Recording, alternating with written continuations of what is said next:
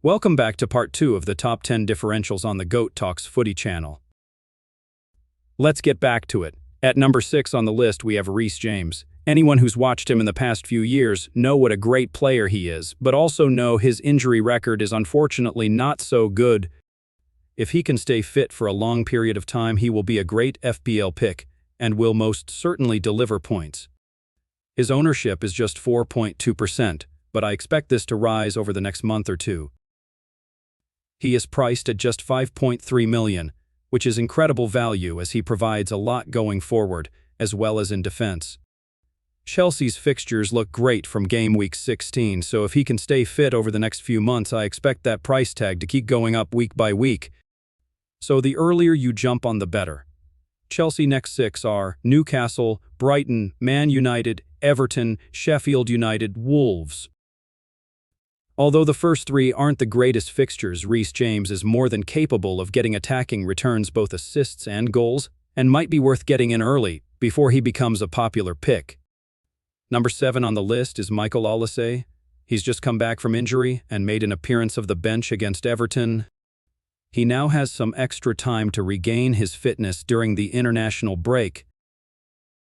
I expect him to be in the starting lineup when the Premier League season returns for game week 13. Crystal Palace's fixtures look amazing over the next 3, especially from an attacking point of view, with Luton, West Ham, and Bournemouth coming up. They then go on to 3 harder fixtures: Liverpool, Man City, and Brighton.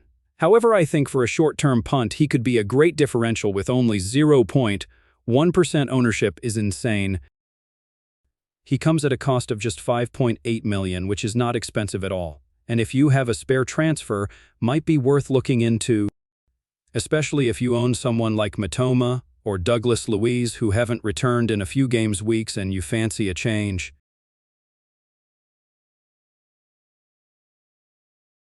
Next up at number 8 we have Brentford defender Ethan Pinnock.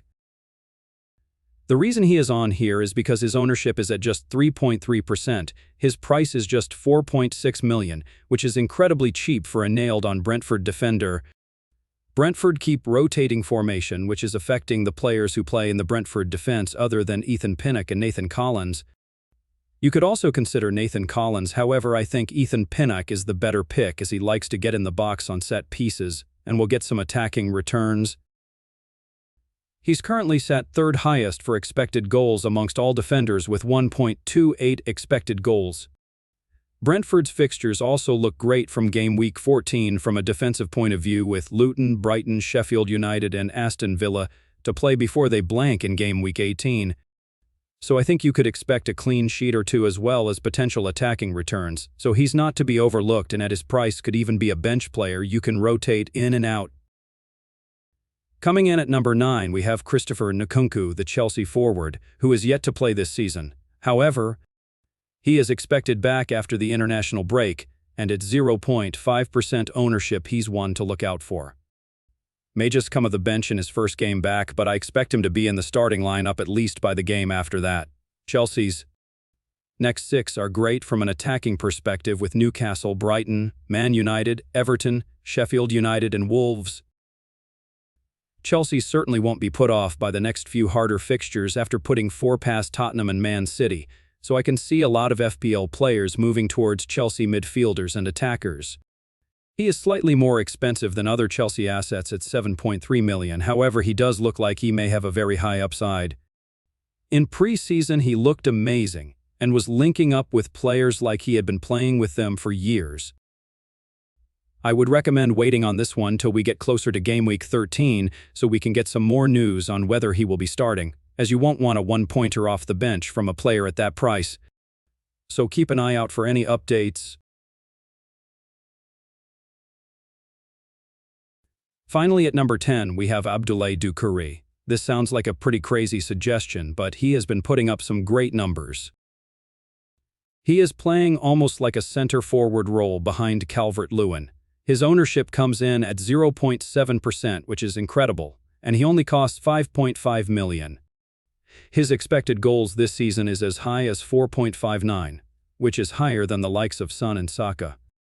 Everton's upcoming fixtures are not the best, but they have been in decent form with Man United, Nottingham Forest, Newcastle, Chelsea, Burnley, and Tottenham in the next 6. If he continues on delivering, I think it will only be a matter of time before FPL players start turning their heads and we see that 0.7 rise. If you love a good differential, I think he's definitely one to consider. Thank you for watching. If you've got any player suggestions you think should go in the top 10, let us know in the comments section. Please like and subscribe as it means a lot to the channel. We will see you in the next one.